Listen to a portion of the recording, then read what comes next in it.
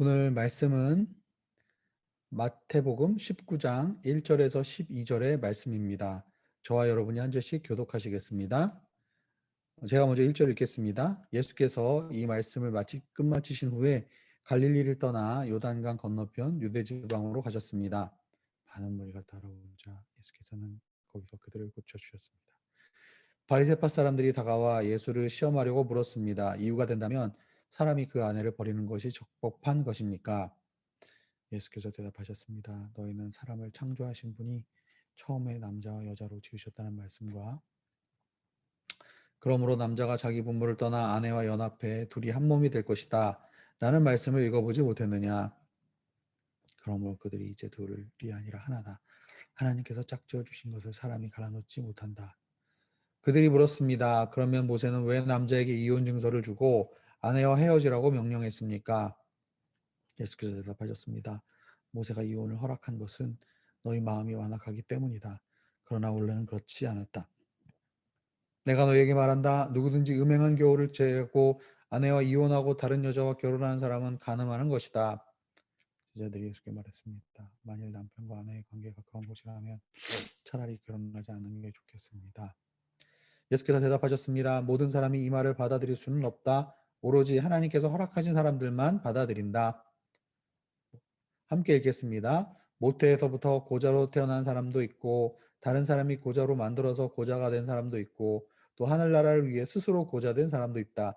이 말을 받아들일 수 있는 사람은 받아들이라. 아멘.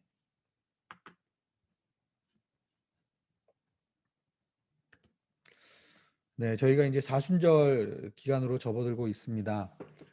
그런데 생명의 삶 저희가 큐티 묵상하는 그 말씀도 이제 점점 이제 1절에 보면은 예수님께서 공생의 사역에서 주 활동 무대이셨던 갈릴리에서의 사역을 이제 마무리하시고 그리고 유다 땅으로 이제 가신다라고 나와 있습니다. 유다 땅이 이제 결국 베들레헴이나 예루살렘이나 이렇게 이제 이스라엘의 정치적인, 경제적인, 종교적인 중심부로 이제 예수님께서 예루살렘을 향해서 이제 이동하는 여정이 이제 마태복음 19장과 20절에 나오게 되죠. 그리고 이제 고난, 순환의 길이 이제 21장과 22장에 나오게 됩니다. 그래서 이제 3월 달 저희가 이제 3월 오늘 첫째 날인데 이제 3월 달에 예수님의 이제 고난과 순환의 길로 점점 묵상을 이제 하게 됩니다. 어제까지 저희는 마태복음 18장의 말씀을 묵상을 했습니다. 18장 전체의 맥락을 다시 한번 짚어보면 18장 초반부에는 소자를 귀히 여기시는 주님에 대해서 말씀하시고 또 잃어버린 어린 양 한 마리를 찾으시는 그 주님, 그리고 공동체 안에서 한 형제가 이제 범죄했을 때 어떤 과정을 거쳐서 공동체에서 그를 이제 치리하고 회복시키려고 하는가. 예. 그만큼 한 영혼을 귀중히 여기기 때문에 그 영혼이 돌아오도록 하는 것이 목적이겠죠. 네. 그리고 이제 18장 중반부에 보면은 하늘에서도 땅에서도 매면 하늘에서도 매일 것이요 땅에서도 풀면 하늘에서도 풀릴 것이다. 마태복음 16장에서 교회에 대해서 말씀하셨을 때 하셨던 그 말씀이 반복되어서 이야기를 하고 있습니다. 그러면서 두세 사람이 내 이름으로 모인 곳에 나도 너희와 함께 하겠다 라고 말씀하셨죠. 공동체가 얼마나 영적인 그러한 하늘의 그 권세와 능력을 이 땅 가운데 가져오게 할 수 있는 그러한 권세가 있는가. 공동체가 한 영혼을 회복시키는 데 있어서 얼마나 중요한가 이런 부분을 말씀해 주셨습니다. 그리고 어제 이제 우리가 묵상한 말씀을 통해서 그 한 영혼을 이제 회복시킬 때 용서가 얼마나 중요한가. 네, 특별히 마음으로 용서하는 것이 굉장히 중요하다. 많은 사람을 수십 번, 수백 번, 아니 그 이상을 해도 우리가 용서를 해줘야 되는데 결국은 우리가 정말 은혜를 우리가 깨닫고 은혜의 각성이 있어야 정말 우리가 마음으로 용서할 수 있다. 네. 결국은 지금 본질은 우리의 마음의 변화, 예, 마음의 변화. 정말 예수님이 이 땅에 오셔서 십자가의 길을 지금 걸어가시는 이유도 우리 한 사람 한 사람이 정말 회복되고 주님의 마음을 알고 또 우리의 마음이 주님께로 향해 있고 변화되는 그것을 주님은 원하시는 것이 아닐까. 그래서 그 한 영혼의 소중함에 대해서, 공동체의 소중함에 대해서, 용서의 위대함에 대해서 우리에게 말씀을 해주셨다라고 저는 생각합니다. 이제 오늘 이혼에 대한 바리새파 사람들의 질문을 이제 우리가 보게 되는데, 우리가 이 부분을 한번 생각해 봤으면 좋겠습니다. 우리가 차를 만약에 새 차를 구입을 했을 때, 우리 운전사 보조석에 보면은 서랍이 있죠. 거기 열어보면 이제 차량 사용 설명서가 나와 있습니다. 차량 사용 설명서에 보면은 여러 가지 내용들이 나와 있죠. 기기를 어떻게 조작하고 또 여러 가지 설명들이 나와 있는데 거기에 보면 어떤 섹션이 있냐면 사고가 났을 때 어떻게 대처하는가. 뭐 예를 들어서 타이어가 펑크 났을 때 어떻게 타이어를 수리하고 또 고장이 났을 때 사고로 인해서 고장이 났을 때 어디에다가 연락을 하고 어떤 조치를 취하고 어떤 것을 우리가 점검을 해야 되는지 이런 여러 가지 자세하고도 구체적인 사고가 났을 때의 대비에 대한 내용들이 차량 사용 설명서에 나와 있습니다. 근데 누군가가 이 차량 사용 설명서를 읽으면서 어떤 생각을 만약에 이렇게 한다면은 좀 이상한 거죠. 차량을 만든 회사에서 교통사고를 장려하는 거구나. 음, 마음껏 교통사고를 내도 되는구나. 이렇게 생각할 수가 있겠습니까? 자세하게 차량 사용 설명서를 써놓은 이유는 사고가 일어나기를 원치 않죠. 사고가 일어나기를 원치는 않지만 그러나 사고가 일어났을 때 그것에 대해서 어떻게 처리를 하는가 이렇게 우리가 의도를 이해해야지 차량 사용 설명서에 보면서 사고에 대해서 이렇게 많이 기록을 해놨으니까 차량 사고를 더 많이 내야 되겠다 이렇게 생각한다면 굉장히 어리석은 일일 것입니다. 오늘 3절에 보면은 바리새파 사람들이 뭐라고 묻냐면 이유가 된다면 사람이 그의 아내를 버리는 것이 적법한 것입니까? 이렇게 묻습니다. 신명기 24장에 보면 이제 그 이혼 증서를 써주는 것에 대한 말씀이 나와 있죠. 부끄러움이 되는 일을 알게 돼 마음으로 싫어지면 이혼 증서를 써서 그 여자에게 주고 그 여자를 내보내야 된다라는 말이 나와 있습니다. 그래서 여기 3절에 보면 이유가 된다면 이라는 말을 단서를 달았죠. 네.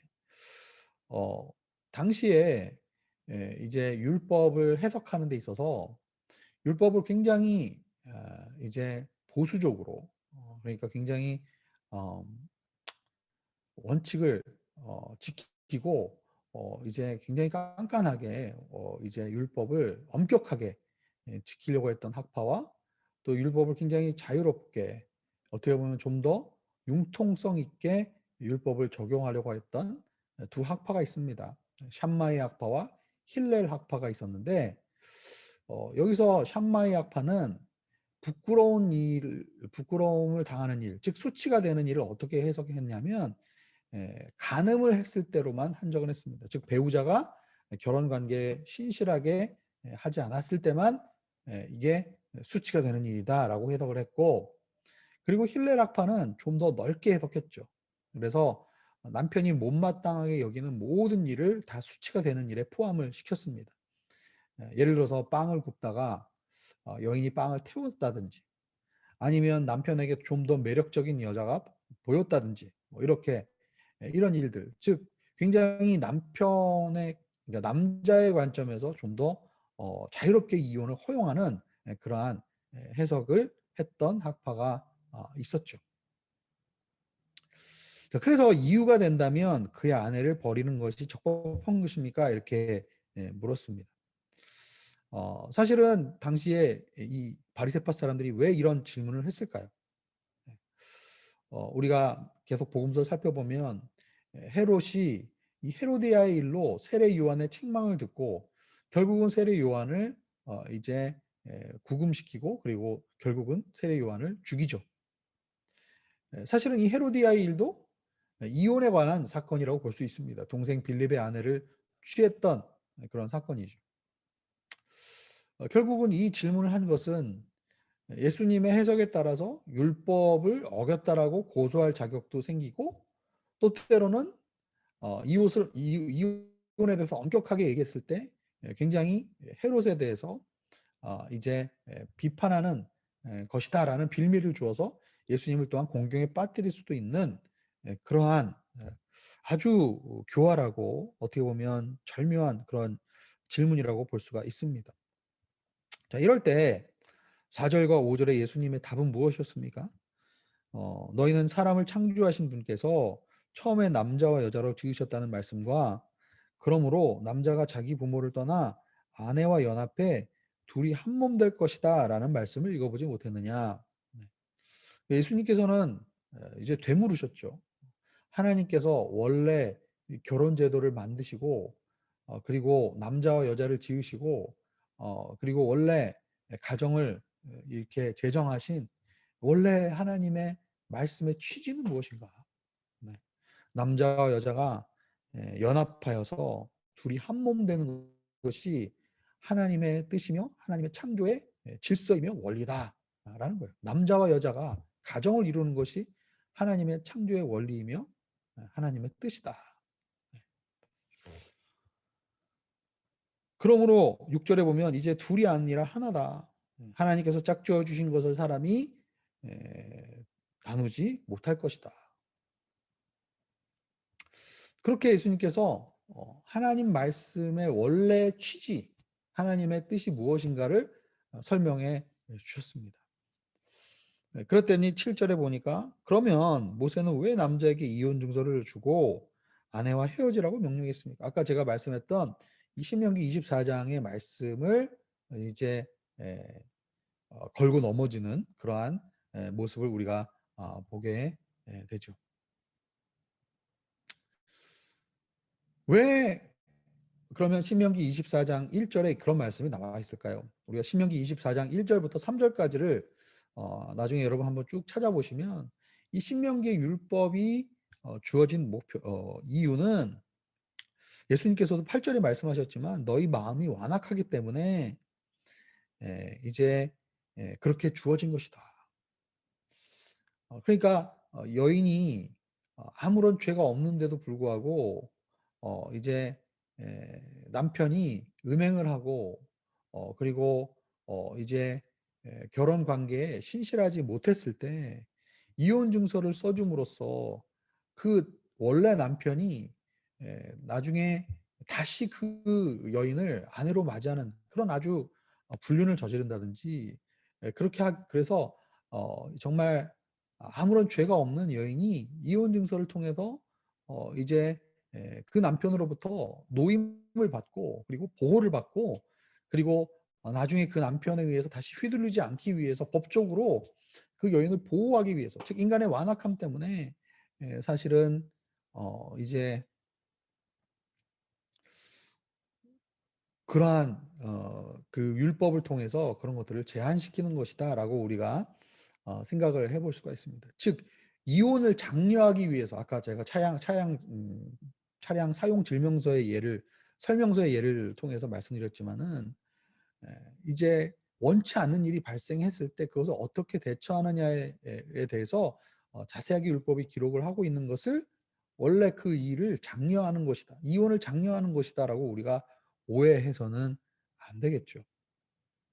로마서에서 보면 원래 하나님과 인간 사이에 원래 관계가 올바른 관계였을 때는 원래 사람이 양심으로서 하나님의 법을 따르고 하나님의 법을 지키게 되어 있습니다. 왜냐하면 하나님과 인간은 하나님의 형상대로 지음받은 존재이기 때문이죠.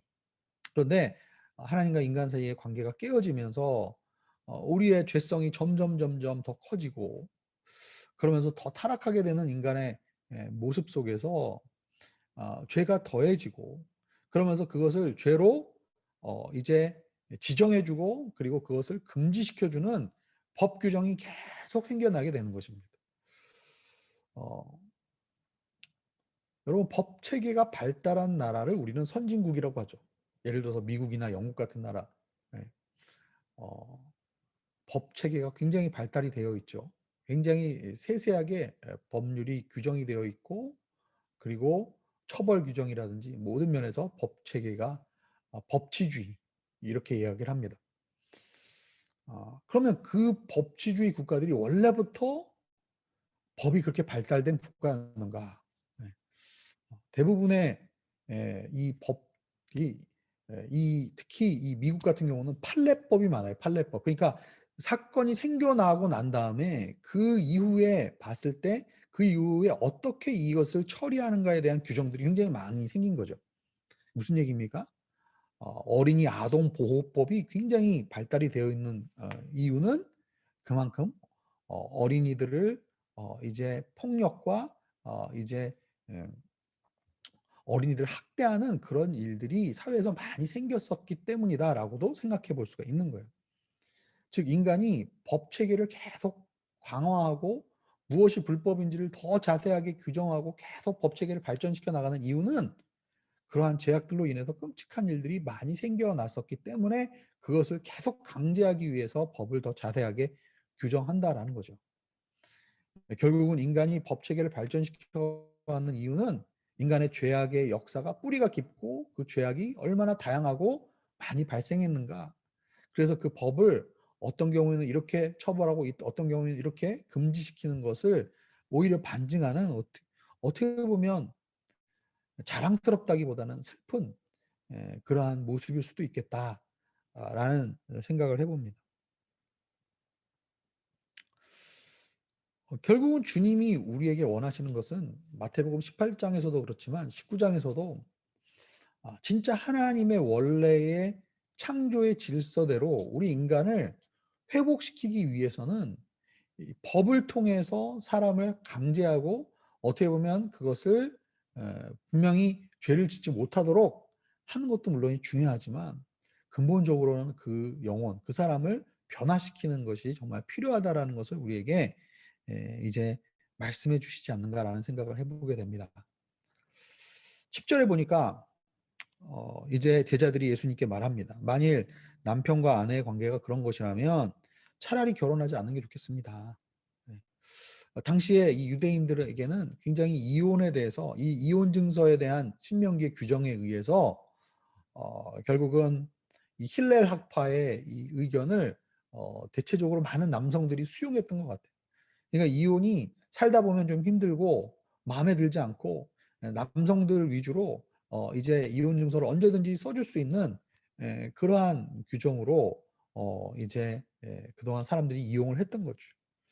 그러니까 아니 살다 보면 성격이 안 맞을 수도 있고 어려운 일들이 생길 수도 있고 경제적으로도 어려워질 수도 있는데 이혼을 하지 말라고 하면은 차라리 이렇게 어렵게 정말 규정을 적용한다면 그러면 누가 결혼을 하겠는가? 차라리 이혼하는 게 낫겠습니다. 차라리 결혼하지 않는 게 좋겠습니다.